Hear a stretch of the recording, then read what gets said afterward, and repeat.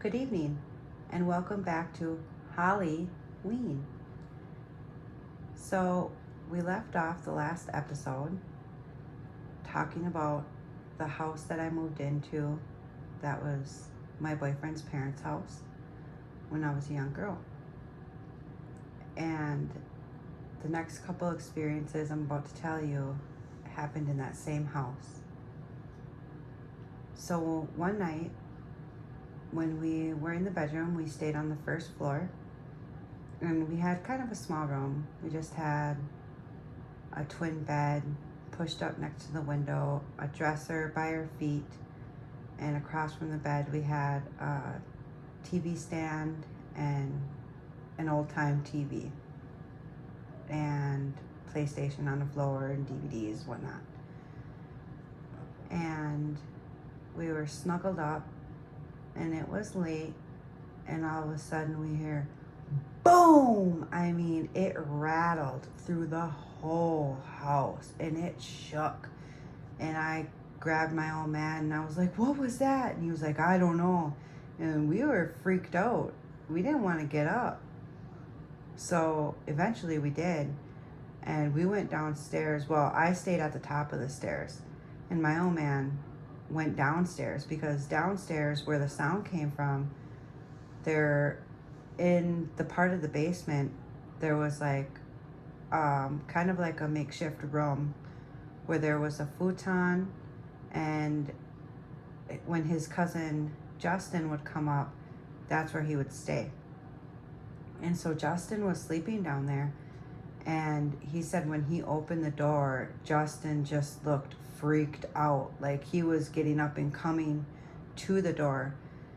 And I don't know what was said between them, but I can tell you what was told to me.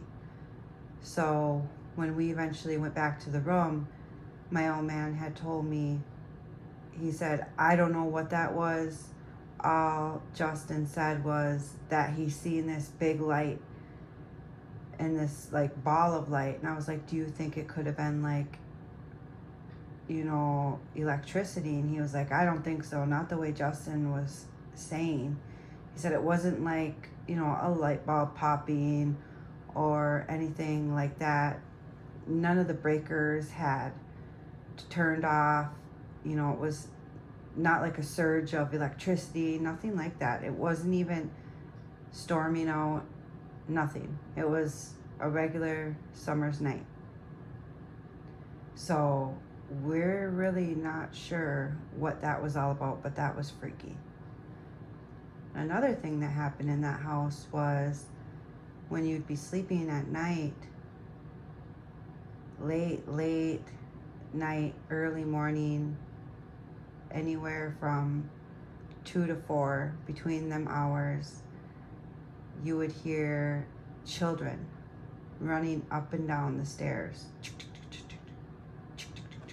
And there's 2 flights of stairs.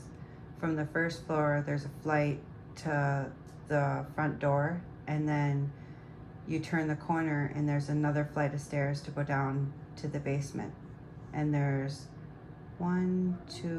there's the basement, there's 2 rooms and another bathroom shower.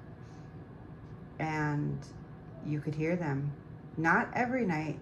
It wasn't like consistent, but every now and again you would hear tuk, tuk, tuk, tuk, tuk, tuk. And if you would get up to check, nothing would be there, but you could hear it, and you knew it was little kids. It wasn't like an adult running down the stairs. It was kids. Now, staying on the topic of children, one summer day, the boys in the family were asked to paint the living room. Now, above the door, there's like vaulted ceilings, super high, right? So they have to go get a really tall ladder.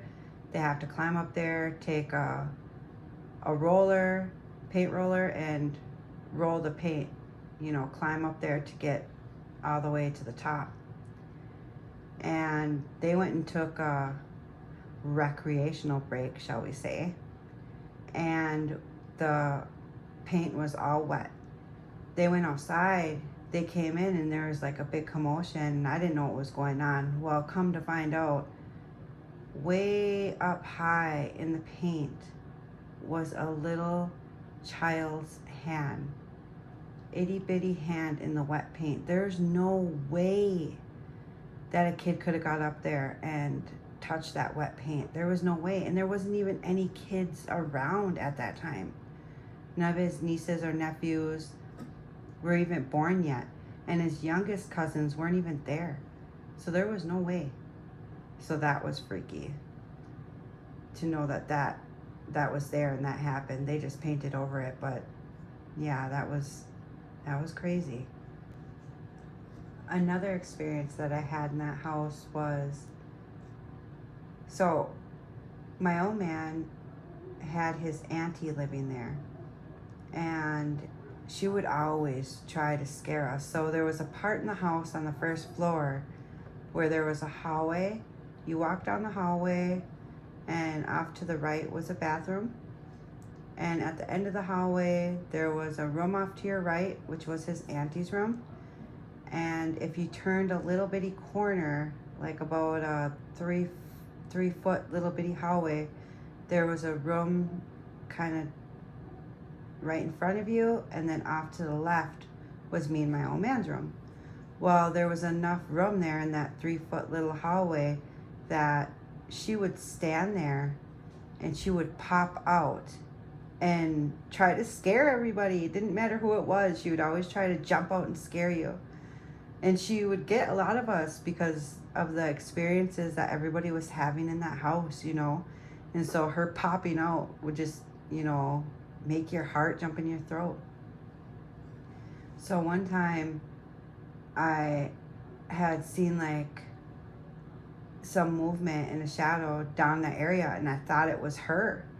And so I was like, oh, she ain't gonna get me this time, you know. And I'm walking down the hallway, and I get around the corner and nothing's there. But I know what I saw, and at this time I could see, because for those that don't know and that are listening, I am completely blind. I see nothing. You can't even look into my eyes. My retinas are closed off. I'm completely blind. But at that time I could see, and that in itself made my heart jump into my throat. I was freaked out because I know what I saw, and she wasn't there. And those are one of the times that I wish she was there. You would see shadows at the corner of your eye, right in front of your face, straight on, in that house, here and there. And it wasn't just happening to one person. It was happening to a majority of the people living in the house. Thank you for listening, and I hope you enjoyed. Tune in for the next episode.